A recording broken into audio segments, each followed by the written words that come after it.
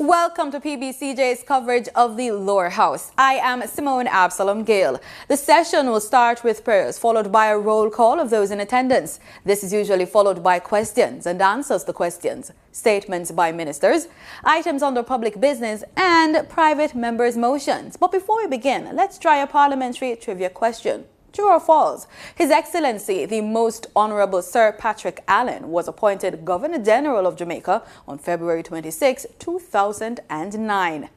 Get the answer at the end of this introduction to the lower house. On the agenda for this sitting, under public business, the sectoral debate continues. Every year, following the budget debate, the House of Representatives, the lower house, engages in another round of presentations known as the sectoral debates. Based on the standing orders, the rules governing the Houses of Parliament, members entitled to speak during these debates are any minister and any member of the opposition selected by the leader of the opposition.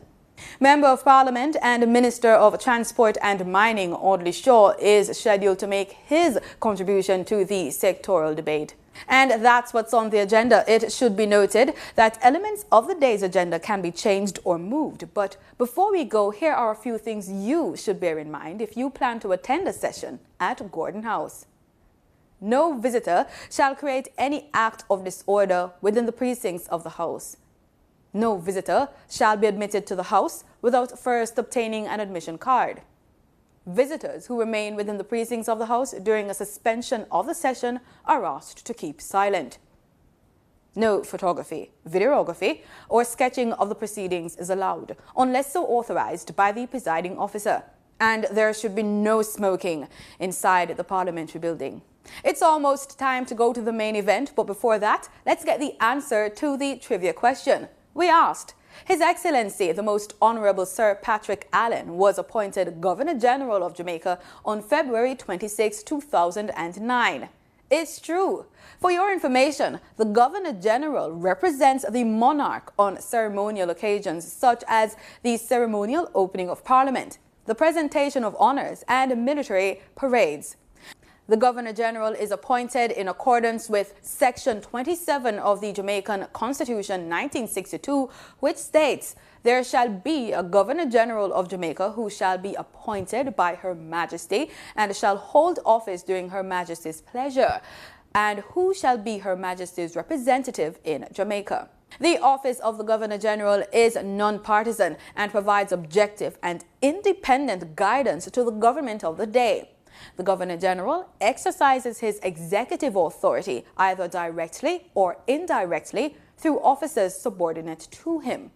Among the responsibilities of the Governor-General are the appointments and swearing-ins of the Prime Minister, the Leader of Opposition, Cabinet Ministers, the Attorney General, the Chief Justice, the President of the Court of Appeal, and other members of the judiciary. Here are a few more interesting facts about the Houses of Parliament. The mace. The mace in Parliament is a symbol of royal authority, and without it, neither house can meet or pass laws. According to Jamaica Information Service, the mace is an ornamented staff used in Jamaican parliamentary ceremonies and sessions. It represents the monarch's authority over proceedings. It is present at every session as Parliament is not properly constituted without its presence in the room. The mace at Gordon House, the home of Jamaica's Parliament, is made of silver and is 5 feet 6 inches long. It was ordered by the House of Assembly in 1786 and arrived the following year. At the start of each sitting of Parliament, the mace is carried in by the Marshal ahead of the entry of the presiding officer, either the Speaker of the House or the President of the Senate. The mace is placed on the table of the House, where it remains until it is removed at the end of each session by the Marshal. The mace, however, must be placed under the table when the entire House meets as a committee to examine a bill in its second stage of review. In this instance, the presiding officer is functioning as a chairman. The removal of the mace by any person other than the Marshal is viewed as a sign of disrespect and contempt of Parliament. The proceedings will begin in a few moments. Let's see if you can identify the mace. That at the expiration of 21 days, I ask that the Minister of Finance answer 3 sets of questions that I am now tabling. And I wish to note, Madam Speaker, that the list containing 5 questions were actually tabled from January 11th, and 21 days would have been expired, and the Minister did not answer the question. So I'm actually retabling those questions today, along with 2 other sets of questions. Thanks, Member Jackson. Please be mindful, it is a new term, and as such, your question would have fallen off the order paper and is happily being reinstated. Madam Speaker, I take your point. I only make reference to that the 21 days would have occurred before the last Parliament came to an end. Member Jackson. Motions that may be made at the commencement of public business requiring notice, motions relating to the sitting of the House, motions for leave to introduce bills, presentation of bills without leave of the House first obtained, public business. House Leader. Madam Speaker, there will be only one contribution today to the sectoral debate, and it will be made by Minister Audley, Minister of Transport and Mining. Thank you. Honorable Minister Audley Shaw.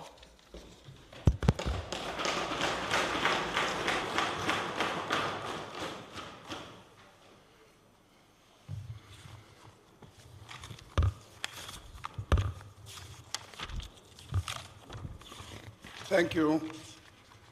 Thank you very much, Madam Speaker. Madam Speaker, it is a privilege and an honor to once again stand before this honorable House to report on the performance of the present and to present the upcoming plans. And in this case, for my new portfolio responsibility in the Ministry of Transport and Mining. Indeed, it is also a blessing to be here today, given the challenging period from which Jamaica and indeed the world is emerging and continuing on the path of recovery. Madam Speaker, I give my commitment to making this new journey a successful one that will leave a lasting legacy for this country, which I love so much. Assuredly, I do not take this task lightly, as I humbly continue to serve the people of Jamaica. Madam Speaker, as I address this honorable House this afternoon, I wish to publicly place on record my gratitude to my family, my dear wife, who is not here now because she's picking up our daughter at school in a few minutes, our little 12-year-old Christiana.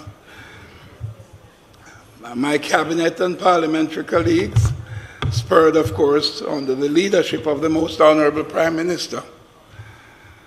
I thank my constituency executive, my councillors, and the constituents of North East Manchester, who, Madam Speaker, I have now given and served in this House 29 years of unbroken service as Member of Parliament.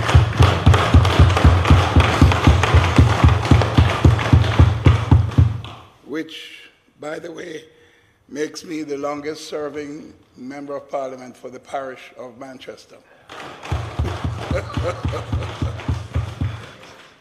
I want to thank the leadership and staff of the Ministry of Transport and Mining, our boards of directors, as well as management and staff of our agencies. Although I have only served for a few months in this ministry, so far I have witnessed the staff work diligently to ensure that the strategic objectives of the ministry are being met, despite the various challenges that we face. And I acknowledge the support and work of our Minister of State, the Honourable J.C. Hutchinson, the Permanent Secretary, Dr. Alvin Hales, and the Chief Technical Director, Dr. Janine Dawkins, who have all been of tremendous help to me upon my assignment as Minister of Transport and Mining. I also wish to express thanks to the previous Minister of Transport and Mining, Mr. Robert Montague, for his hard work while at the Ministry. And while I'm on that subject, to also acknowledge and thank Minister Mike Henry for the work that he has done in this ministry as well.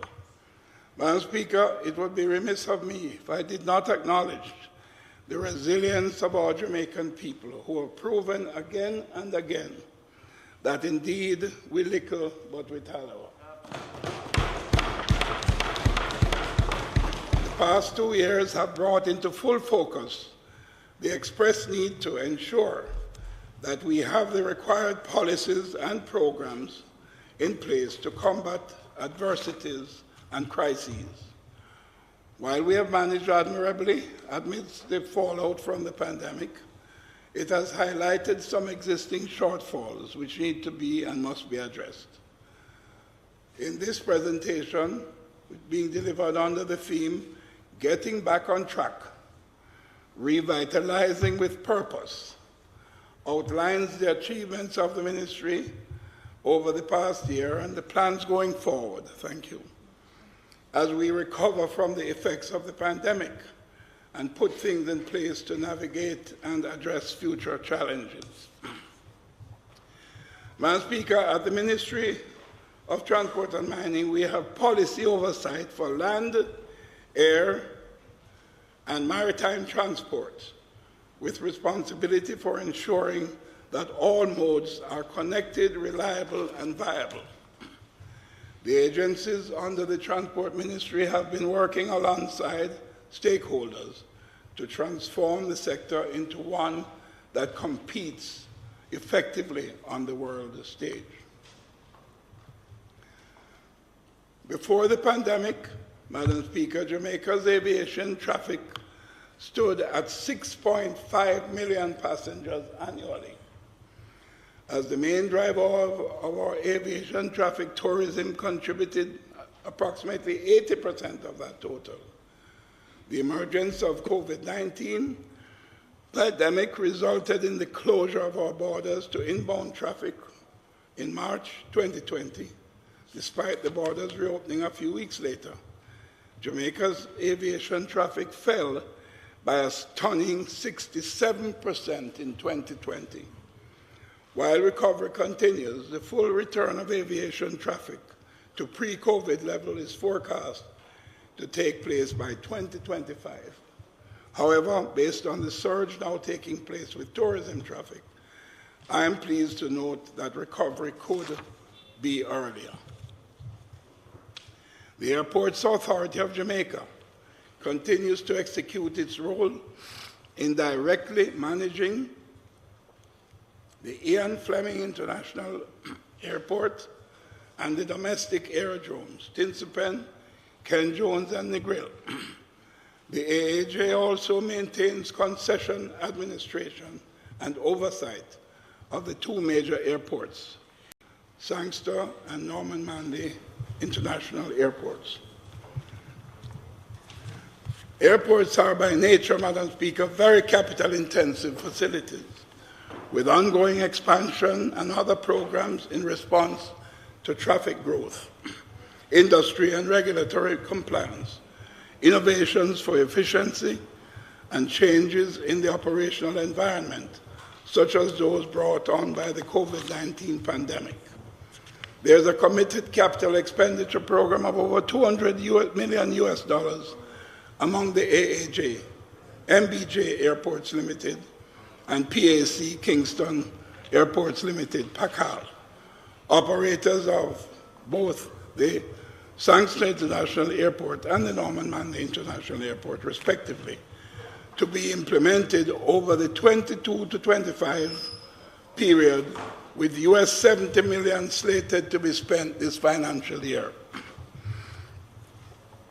Phase 3 of the Sangster International Airport runway extension, totaling US $70 million, US $36 million will be spent this fiscal year, is being financed from the Airport Improvement Fund, AIF, the program aspects of which commenced in 2018, has 3 elements, including runway and apron expansion, shoreline protection, and enabling works.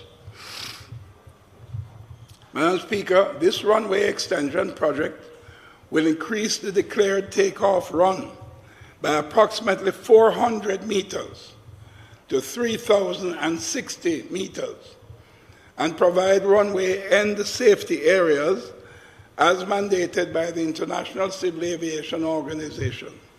This extension will enable the SIA to accommodate long-haul flights from destinations we cannot now serve, such as East Asia. Additionally, MBJ is continuing its investment in the improvement and expansion of the facilities at Sangster International Airport. Having invested just under $300 million on capital projects since the commencement of the concession, the MBJ is slated to spend another $150 million, which includes the continued expansion of the departure terminal and a 3-megawatt solar power project. These projects will significantly improve the capacity and the passenger experience at SIA, with the departure lounge set for completion in July. And I've asked the Most Honorable Prime Minister to work with me in formally opening that lounge in July. Madam Speaker, PACAL, the operators of the Kingston Norman Manley Airport, they are in the process of implementing several projects.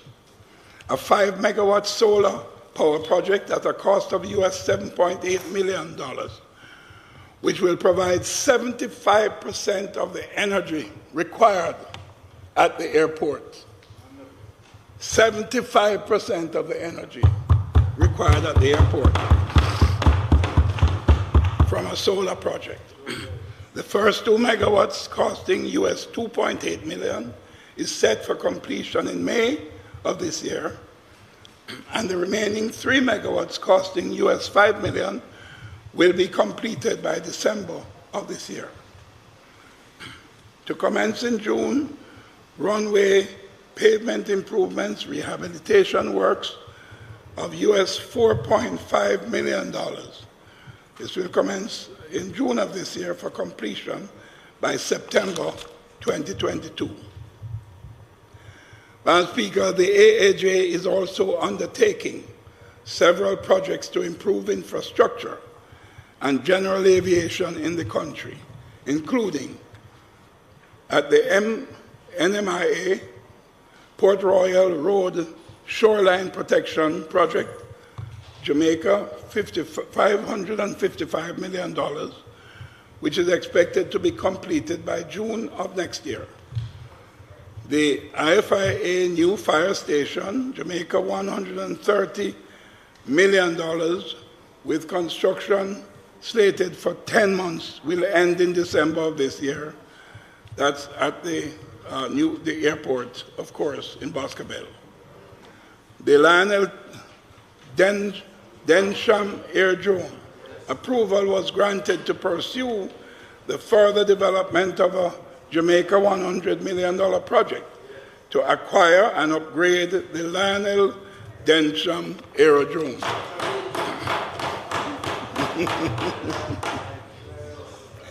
And the Holland Bamboo Airstrip. So my Minister of State can't be left out. The acquisition by lease of the Holland Bamboo Airstrip to be undertaken to facilitate airlift to local residents and improved access to tourism attractions in areas such as Appleton Estate and YS Falls. Madam Speaker, I am pleased to confirm that after a series of upgrades to facilitate scheduled international flights at the Ian Fleming International Airport, American Airlines has announced commencement of operations starting November 5 of this year, with 2 weekly flights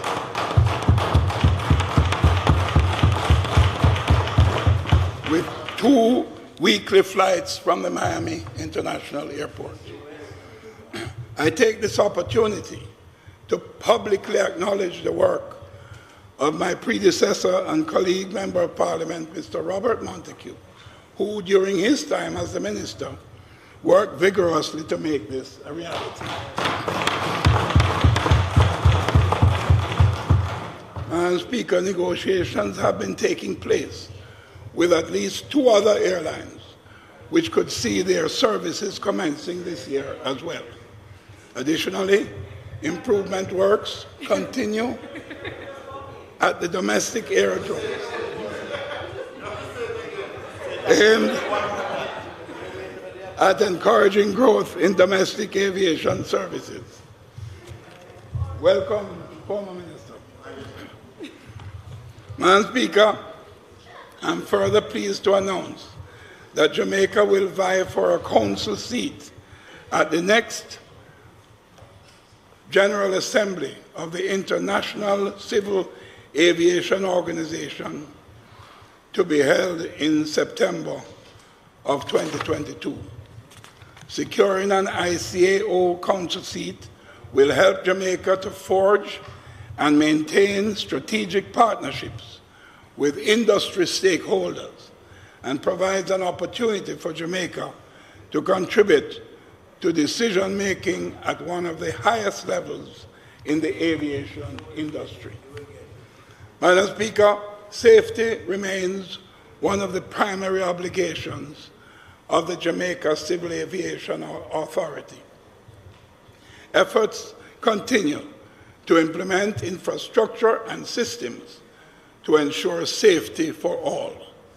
This includes the installation of new Doppler Very High Frequency Omni-Range, DVOR, which is a navigational aid that defines air traffic control routes at the NMIA in the last financial year, and the replacement of the DVOR at Sangster International Airport, which continues in this financial year.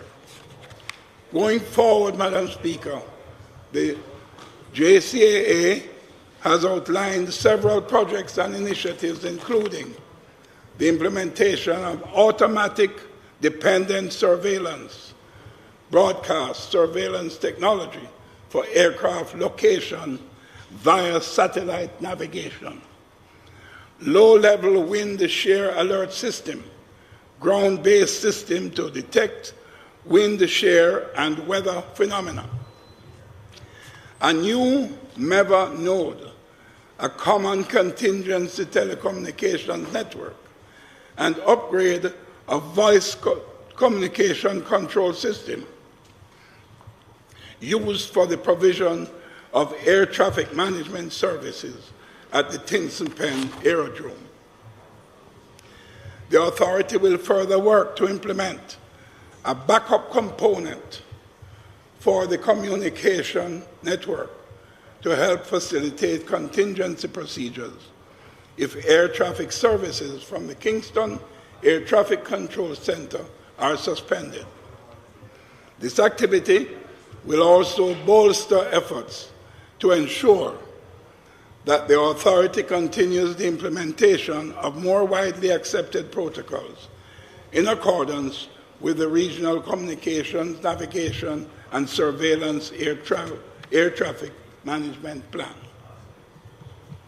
Madam Speaker, several interests in the aviation industry, including the JCAA and the AAJ, rely on Aeronautical Telecommunications Limited, AEROTOL, for technical support and engineering operations of the National Air Traffic Management Systems and communications, navigation, surveillance facilities. In spite of significant losses incurred during the pandemic, AEROTOL reinforced the capacity of its network operations. and Control Center and its service delivery model, leading to better prospects for airspace safety.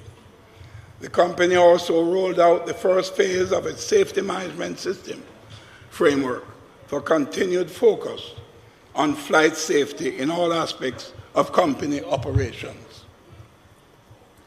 Aerotal also operates Cool 97 FM, which provides music and lifestyle programming in addition to aviation and travel information as prescribed by its broadcast license.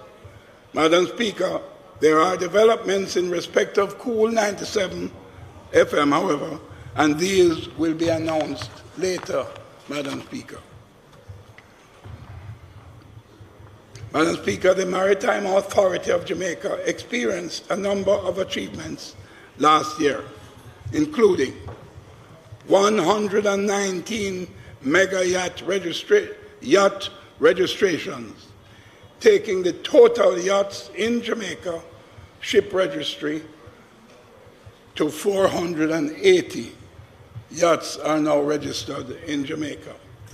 The establishment of a red ensign for Jamaican yachts intended to posture JSR yacht registrations as a reputable sign quality similar to the United Kingdom framework. Port state control inspections on 50 foreign flag vessels visiting Jamaican ports, which saw 3 ships being detained for non-compliance and 1,212 inspections on small vessels operating in fisheries and tourism water sports sectors. Madam Speaker, among the plans ahead for this sector are the advancement of a new model of the JSR, as well as the implementation of a maritime single window to facilitate the electronic clearance of ships in collaboration with the Port Authority of Jamaica. In December of 2021, Madam Speaker, Jamaica was re-elected for a 7th term to serve in Category C of the Council of the International Maritime Organization for the 2022 to 2023 biennium. Jamaica's membership on the Council enhances our capacity to promote more effective implementation of maritime safety and pollution regulations at the regional level.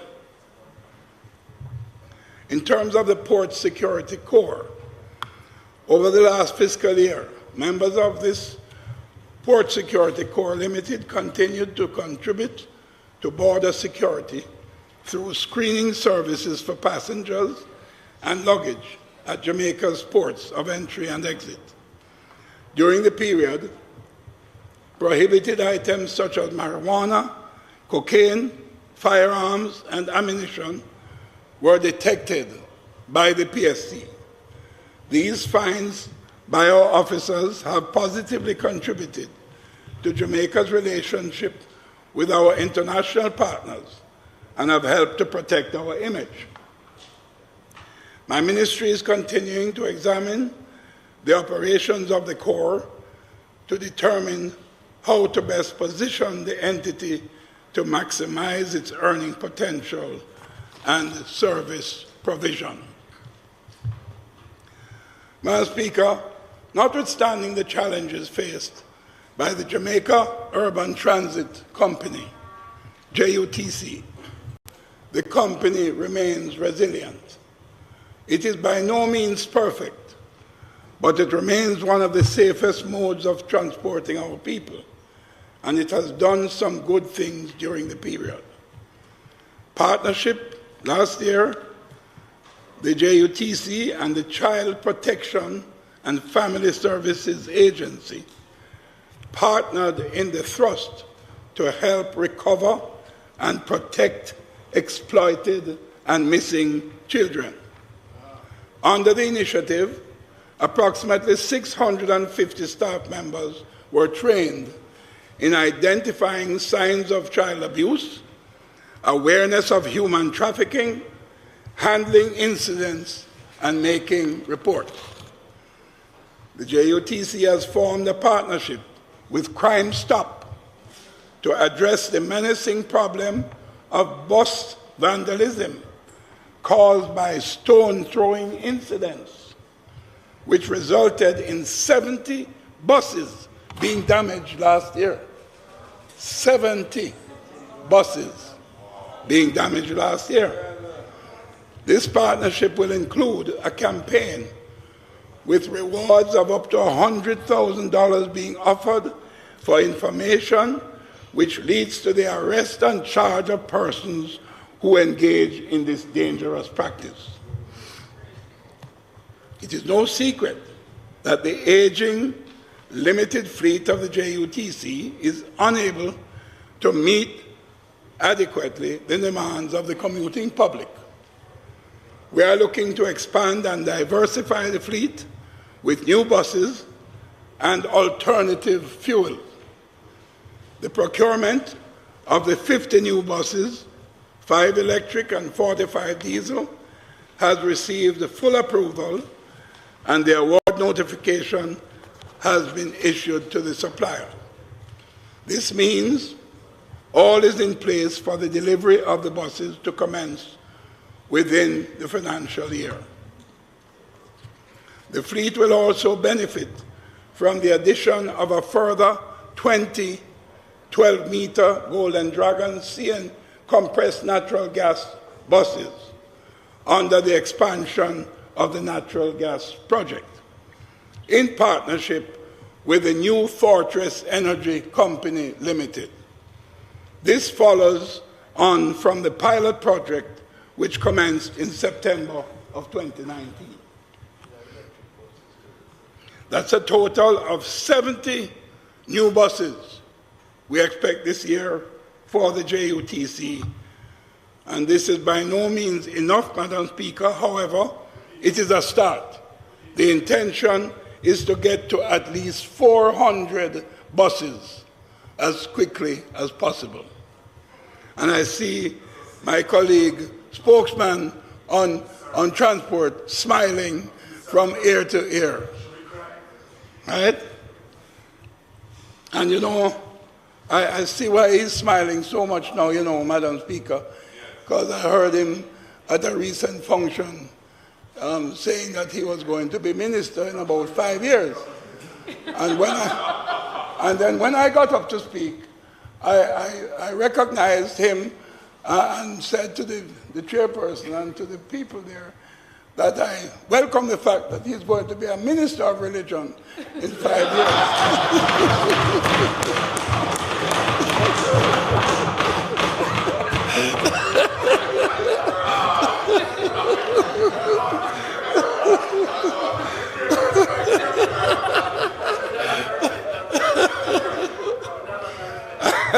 Back to my script.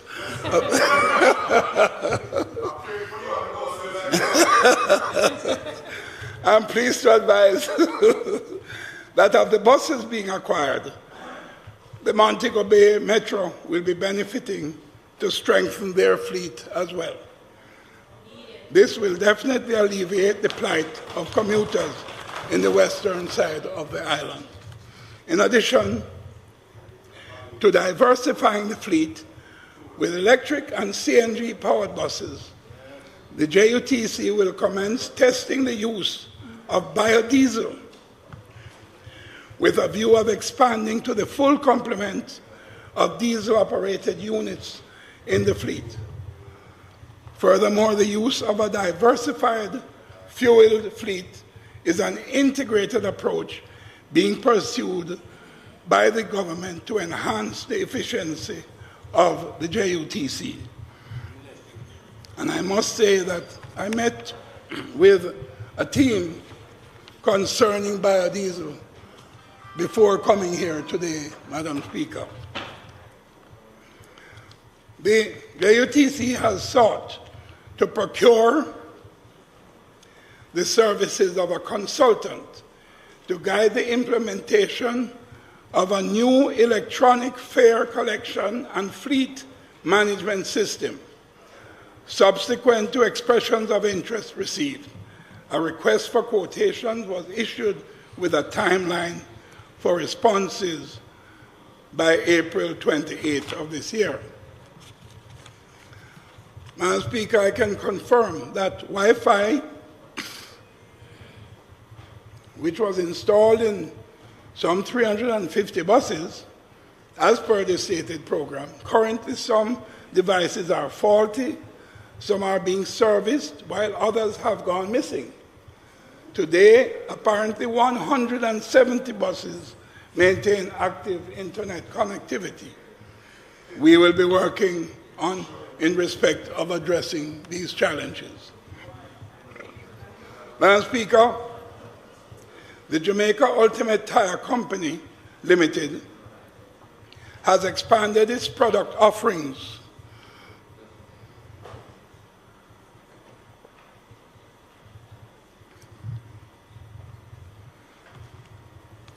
from its core business of producing retread tires for the JUTC and other commercial entities to include the sale of new tires, batteries, and the provision of tire services, front-end alignment, wheel balancing, and nitrogen inflation. This has resulted in the company growing its customer base and reducing its dependency on the JUTC for business continuity. In spite of challenges induced by local and international factors, the company has remained profitable for the last 12 years. Over the last fiscal year alone, the customer base grew by 32%, and non-JUTC revenue increased by 7.3%. Madam Speaker, despite the effects of the pandemic, the Montego Bay Metro performed admirably with a 60% increase in route collections of $14 million. MBM currently operates 7 buses across 5 parishes. Although this is insufficient to meet the demand of the traveling public, the company continues to consistently meet its original mandate of taking children to school. Additionally, many hotel workers rely on the buses of MBM to take them to and from work daily. To increase security, tracking devices have been installed on the buses in the fleet with cameras to follow. This allows more accurate arrival times to be communicated to commuters, and we are moving forward with plans to implement a cashless system. Madam Speaker, the Transport Authority is an entity which has shown its resilience and dedication to actualizing its motto of regulating with vision. There is much work to be done. However, the authority has shown growth over the years. Through increased integration of technology, several mobile applications have been implemented, including the Travel PAL mobile application, which has already been launched and will be programmed for integration with the emergency 119 centers of the Jamaica Constabulary Force by August. A driver and conductor training application was also launched in January of this year, which allowed drivers and conductors to do their badge tests from a web-based application. While the Transport Authority will continue to ensure that public transportation is operated in accordance with the law, I have heard the concerns about the operations, and I'm taking a serious look at the processes. One of the initiatives to strengthen accountability is the establishment of a chief investigative department to receive and investigate complaints. As it relates to the governing legislation for the Transport Authority, we are mindful that this needs to be revised, and the first phase of the Transport Authority Act will be taken shortly in sync with the road traffic regulations. The regulations of the Road Traffic Act 2018 were tabled in Parliament in February and expected to come into effect very soon. These regulations will see to a completely revised mode of conduct on our roads and hold road users more accountable for their actions. More accountable for their actions. And I should indicate that there are some minor amendments to be made to these regulations, which will be done in short order in the House.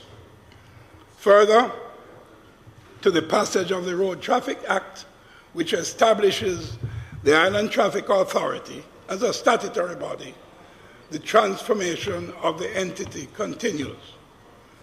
In this financial year, the digitization operations will be extended to a further 7 examination depots.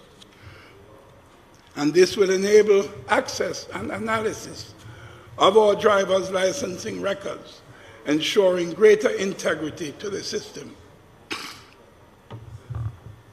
As we seek to modernize our driver testing operations and also to bring trust to our operations, we have been executing the electronic testing of provisional driver's license applications. It is our intention to have the technology implemented in a further 5 depots during this financial year. This initiative allows applicants to receive their grades electronically. The motor vehicle fitness and inspection process is to be strengthened with the implementation of geofencing technology in the financial year. This will ensure that there is evidence of vehicles being granted certificates of fitness, that these vehicles have in fact physically been present at the examination depots. I know, but we got to start somewhere. Madam Speaker, this issue of responsible road use and safety remains a major concern for the country. Despite the challenges, there is renewed hope with the launch of the United Nations Second Decade of Action for Road Safety, where the Honorable Prime Minister confirmed Jamaica's adaptation of the safe systems approach.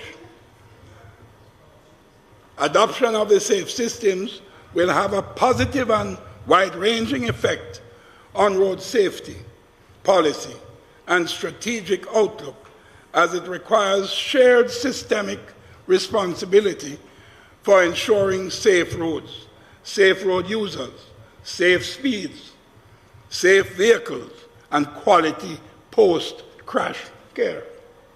The UN Second Decade of Action aims to reduce road traffic fatalities by 50% globally. And when you get a copy of the speech, it is road traffic fatalities, not road traffic facilities. Madam Speaker, the toll authority continues to monitor toll operators through routine inspections of infrastructure, traffic control management, employee safety practices, and observation of traffic flows. There is advocacy for legislation to fine pedestrians on the toll roads, fine motorists for tailgating, regulate advertisement on the toll roads, as well as make it mandatory for future concessionaires to pay of toll monitoring fees to the toll authority. The authority is further seeking empowerment to apply monetary sanctions on toll operators for non-compliance in the remedying of any defects, damages to the toll road infrastructure. Of note, Madam Speaker, is the renovation of escape lanes on the North-South Highway to bring them closer to the American Association of State Highway and Transportation Officials standards. I turn now, Madam Speaker, to a subject that is very, very close to my heart. Because you see, Madam Speaker, when I was 10 years old, my mother, I want the Prime Minister to hear this, my mother took me and my twin sister. Yes, I am a twin. Fortunately for Audrey, we're not identical. But we would go down from Christiana and we'd go to Kendall and we would take the train from Kendall and we go to Montego Bay where we went to convention, church convention for the weekend and come back home on the train. And to know that this train service has been out for the past 30 years. Madam Speaker, we need to remind ourselves that our train service is one of the oldest train services in the Western Hemisphere, in the entire Western Hemisphere. Jamaica's train service was closed 30 years ago, not by this government, but we are going to revive the railway service in Jamaica, Madam Speaker.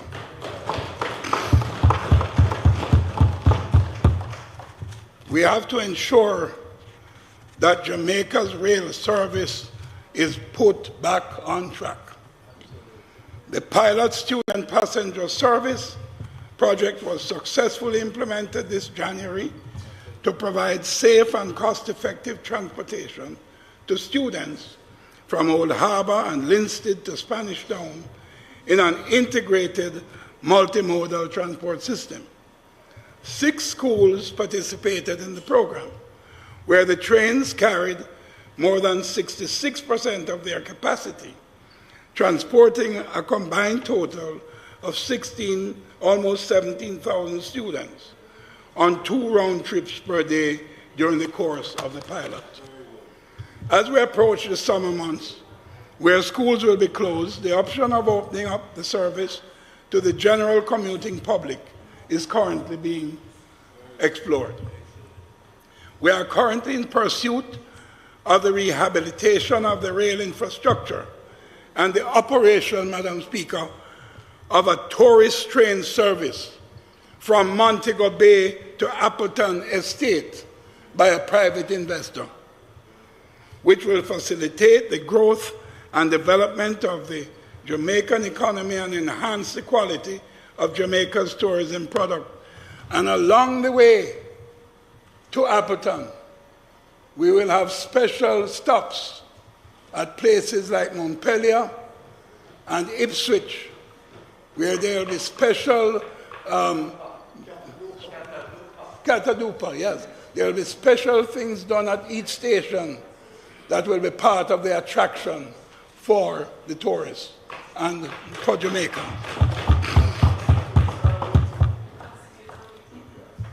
Further to this, reconstruction of the rail infrastructure from Kingston to Spanish Town is a critical next step for development.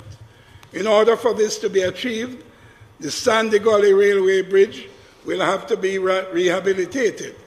This will indeed require partnership with the National Works Agency, among others.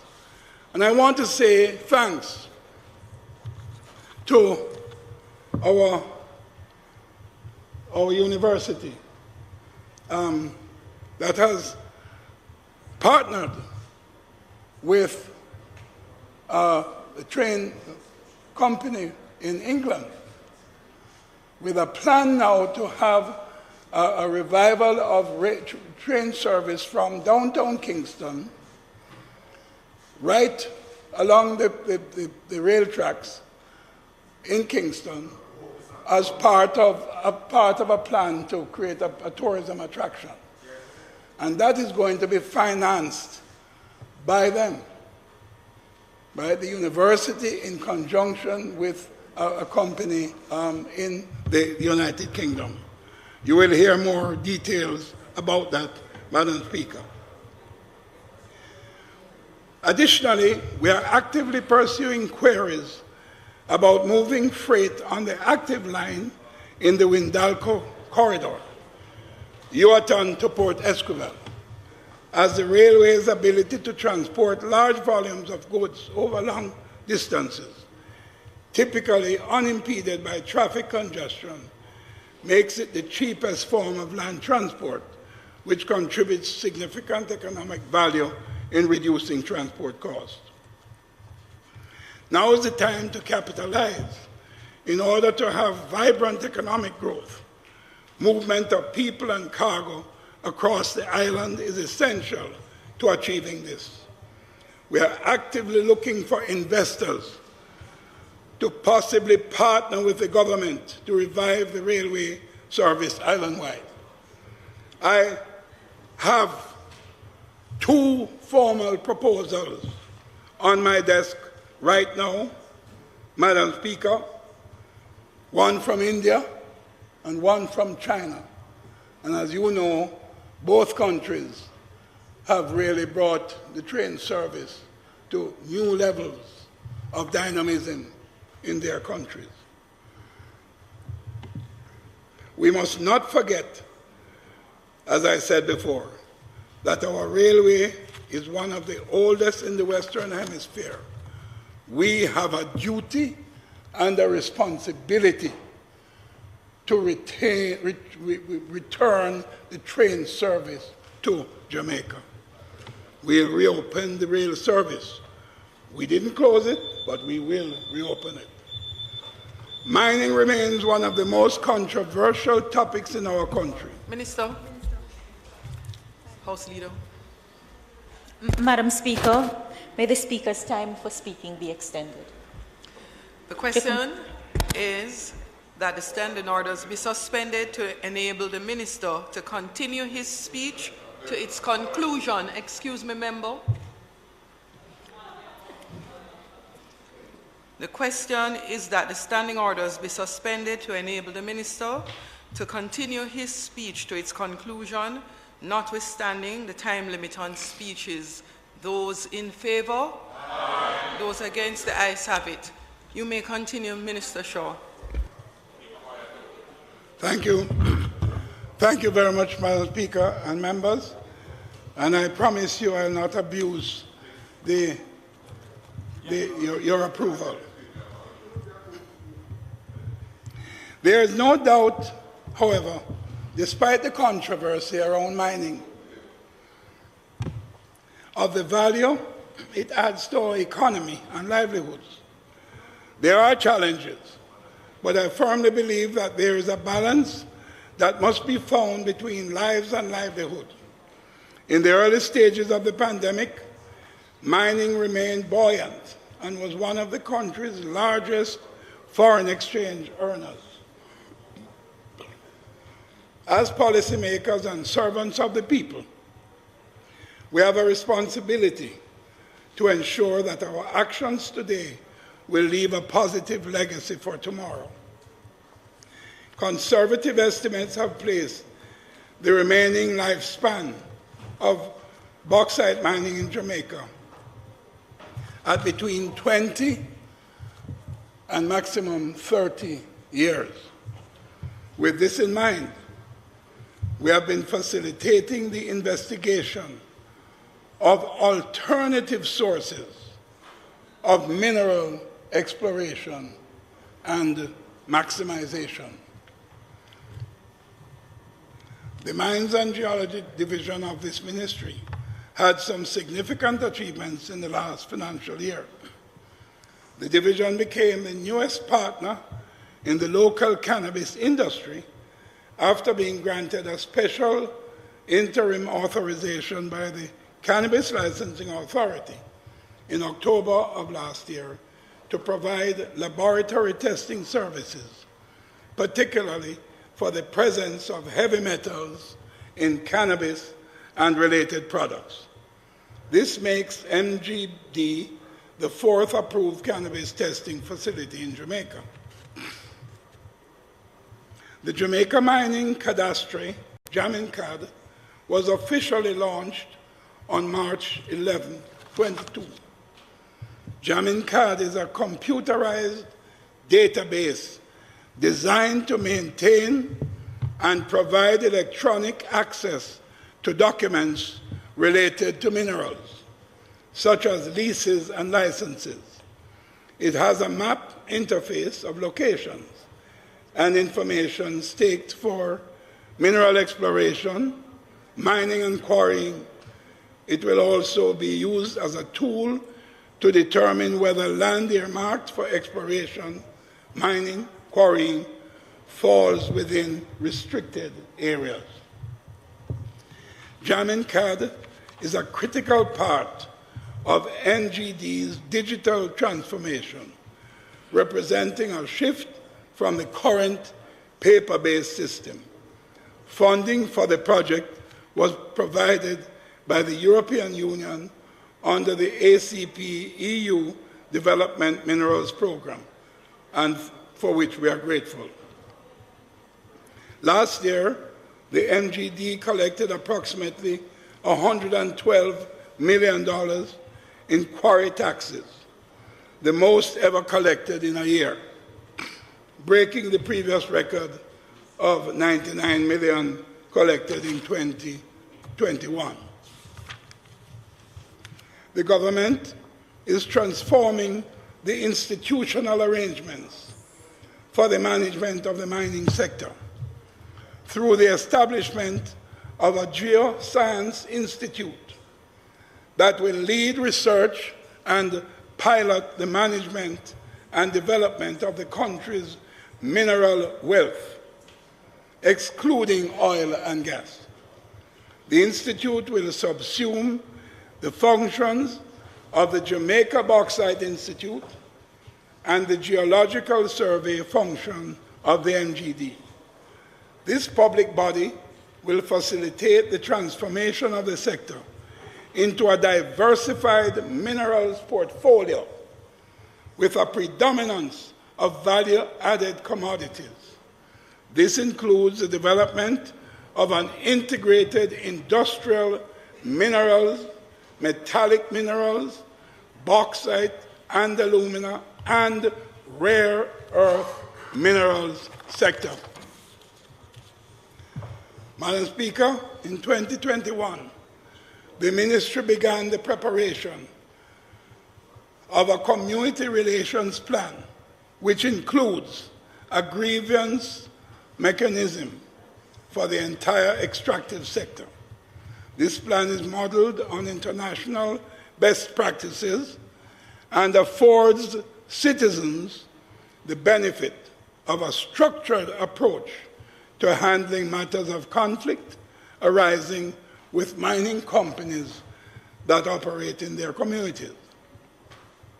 A key strategy of Jamaica's national minerals policy is to transform the Bauxite Community Development Program into a minerals community development program, extending investment to communities that have been impacted by general mineral development activities beyond bauxite and facilitating community development from resources generated by the sector. The Ministry also initiated the development of a mobile application to calculate the cost of production at quarries. The app development is being funded by the ACP EU Development Minerals Program. Madam Speaker, in December of last year, Windalco began the expansion of their effluent holding pond, which controls discharge to the environment at Bindloss Gully. The project is aimed at decreasing the likelihood of runoff contaminating the Rio Cobre River. The expansion will result in an 80% increase of the current holding capacity to nearly 1.5 million cubic meters. Completion is scheduled for December of this year. Progress was also made on the revegetation of the bauxite residue disposal pond at Mount Rossa, St. Catherine, which to date is approximately 80% complete. And in St. Anne, Madam Speaker, Noranda, Jamaica Bauxite Partners, has embarked on a reforestation project with the aim of planting 200,000 trees over a 3-year period. The company broke ground for a tree nursery facility which is being developed on mined-out bauxite lands. This initiative, while adding to the ongoing tree planting, greenhouse, aquaponics, and other land reclamation activities in the parish, will support the government's national tree planting initiative.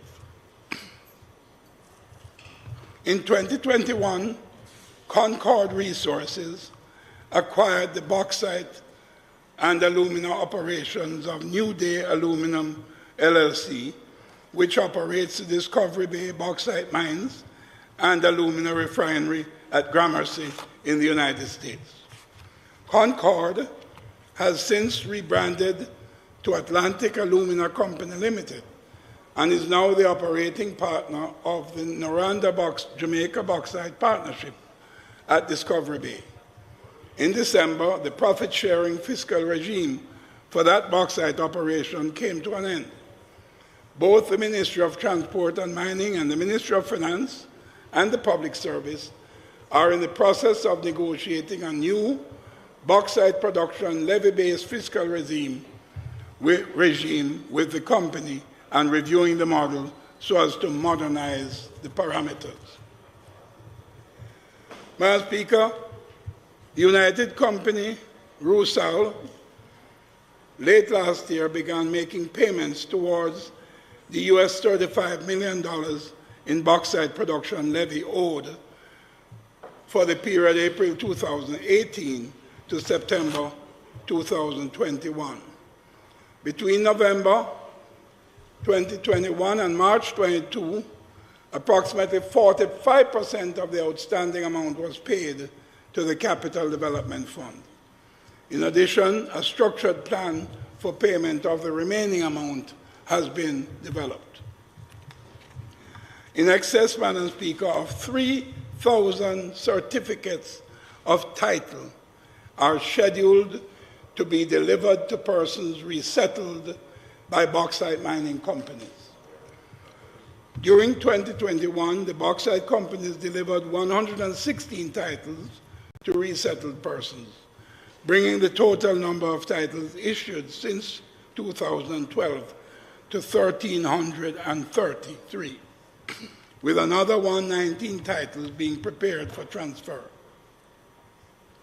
The target for this year is the delivery of 300 titles, and the bauxite mining companies are being encouraged to utilize all available modalities to implement the transfer of titles. It should also be noted that mined-out bauxite lands, whether owned by the bauxite companies or the government through the Commissioner of Lands, are usually reallocated by way of lease or sale in keeping with established provisions. Madam Speaker, the Jamaica Bauxite Mining Company, JBM, will be developing diversified streams of revenue through the utilization of its asset base. The JBM has embarked on initiatives that can't just rely on bauxite mining anymore. They have to do other things. So JBM has embarked on initiatives to strengthen internal human capacity, to improve operational and governance efficiencies, to be able to achieve the strategy. Throughout the pandemic, the usual shipment of limestone was maintained, even amidst the halt of cruise vessels. In fact, exports increased with over 140,000 metric tons of limestone shipped through the Reynolds Pier. The JBM also secured another regular exporter, Jamaica Aggregates, thus ensuring jobs were maintained and the sustainability of the limited-use public port operation. The mining sector continues to be a significant contributor to the foreign exchange reserves. Phase 3 of the Reynolds Pier PAJ Jamaica bauxite mining development plans have been completed, and the newly constructed modern facilities include a new administrative offices, warehouse, rehabilitation of the workshop building, and construction of a reception building to house immigration, customs, the police, as well as a separate Ministry of Health quarantine unit. Phase 4, the final stage, includes a pedestrian way with craft vending kiosks and is slated to commence in May. The JBM has partnered with Concord Resources in the Noranda Jamaica Bauxite Partners. Since this change in operating partner has collected 2.5 years of outstanding user asset fee, totaling US $3.4 million. Additionally, the JBM has initiated the commercialization of bottled water. Bottled water. This water, that's right, this water will be distributed in bulk to the cruise lines that dock at the Reynolds Pier. This innovative project will promote Jamaica's alkaline natural resource and will provide an economically viable revenue stream to the JBM. The project has been granted conceptual approval by the Public Investment Appraisal Branch and is slated to be launched in October of this year. Other plans include an industrial park involving, and this is really, I'm really pleased about this, an industrial park involving, Madam Speaker, the restoration of 3 dilapidated buildings into 60,000 square feet of modern storage facilities for commercial rental, a commercial park, and further development of the Reynolds Pier to include an ecosystem plan that will support the sustainability of the blue economy by increasing the industrial cargo export market, in particular limestone. The phased development of land projects will further the economic activity in the parish of St. Ann, with the creation of more employment opportunities. Madam Speaker, JBM has earmarked 150 acres within the Lidford estate to build 500 housing units. The affordable housing development will support the ecosystem infrastructure of the Lidford industrial and commercial park projects, because these projects will include several sectors, including a business process outsource facility, among other things that will be creating much-needed jobs in the St. Ann area. It is expected to bring much-needed social and economic activity to the surrounding communities. That project will begin in December of this year. Madam Speaker, the Jamaica Bauxite Institute has a number of initiatives geared towards providing industry data in the bauxite and mining sector, including processability testing of bauxite sample from Gisco Alpart, which will give a measure of the suitability of particular bauxite for processing. These results are expected to assist Gisco Alpart in restarting the refinery. Experimental research on the development of an economically viable process for the recovery of rare earth mineral elements from red mud also continues. Research capabilities were strengthened with the procurement of a new inductively coupled plasma optical emission spectrometer. For the upcoming year, the Institute will pursue the upgrade and diversification of its laboratory services. This will include commercial testing of water samples and completion of ISO accreditation of select laboratory testing methods. The accreditation process was started in 2021 and is expected to be completed for certain test methods this year. The JBI will have the first ISO accredited bauxite laboratory in Jamaica. Madam Speaker, under the BCDP, there is currently a tree planting in schools initiative for high and primary schools in bauxite-bearing parishes. The construction of a new greenhouse and a water harvesting project has also been completed. Several rehabilitation and solar electrification projects implemented on behalf of members of Parliament in bauxite constituencies have also been completed. The JBI has provided tablets for students from Mile Gully High School, 6 primary schools, and several tertiary institutions. Assistance has been rendered towards the construction of the Comfort Hall Community Center. This space houses a health center and library.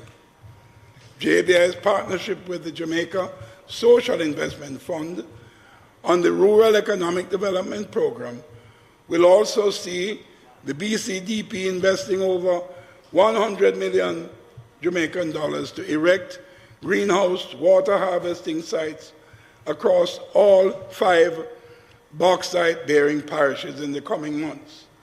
This project will directly benefit over 340 small farmers and indirectly improve the lives and livelihoods of hundreds of others. Further to this, the JBI will be undertaking a solar electrification project to install $10 million worth of solar streetlights in rural bauxite communities towards the improvement of community safety and security.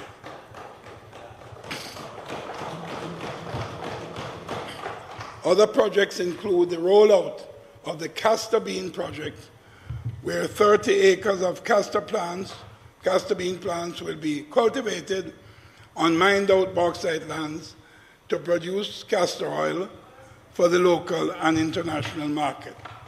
The JBI will also explore the use of waste material from the bauxite operations to produce bricks for the purpose of landscaping and beautification.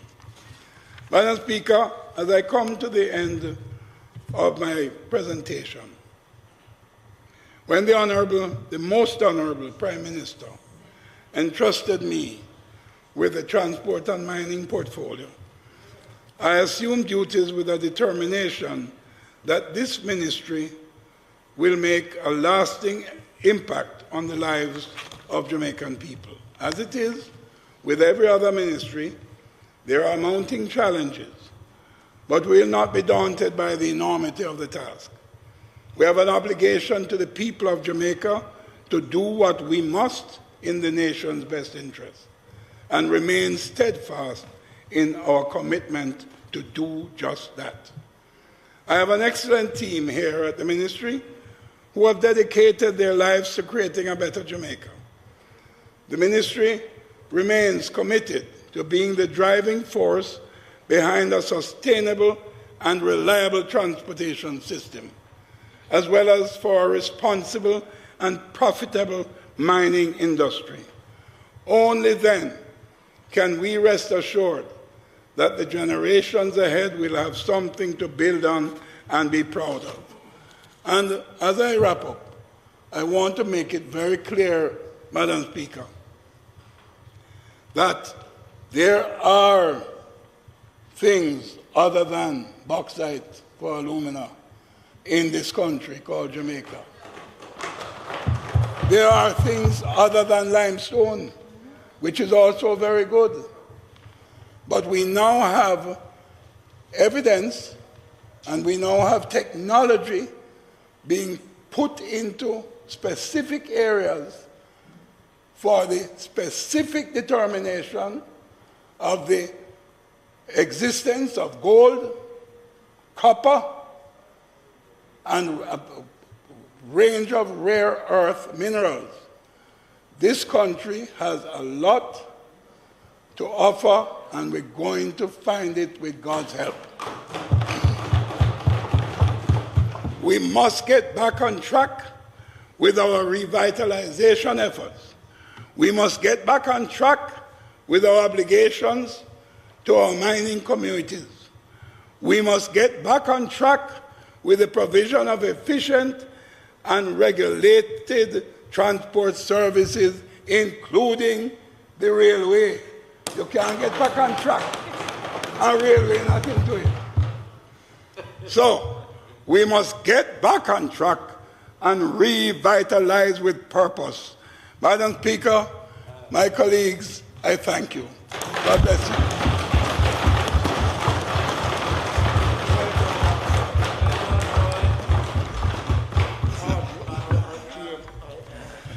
Madam Speaker, I would like to thank my colleague and friend from North East Manchester for his wonderful contribution. Thank you, Minister Shaw. Madam Speaker, may I ask that the sectoral debate be now suspended until next week, Tuesday, the 3rd of May.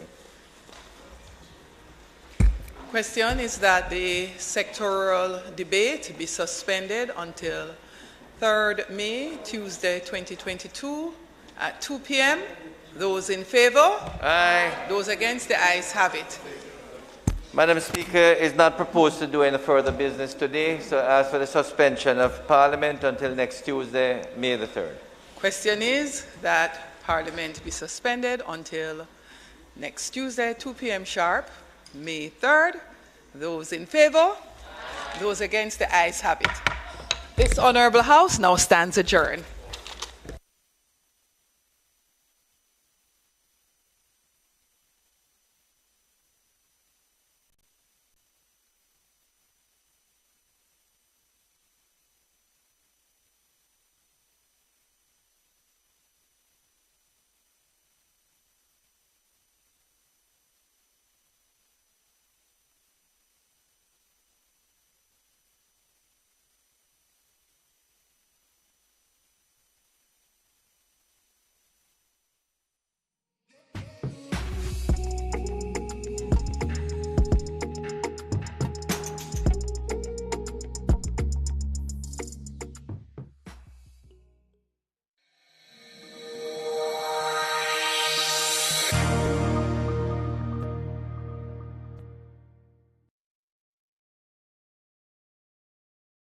Prices rising. Customers are screaming, wondering how they can stretch their dollar. Can their central banks improve their buying power? Your central bank weighs in on the next Caribbean Economic Forum entitled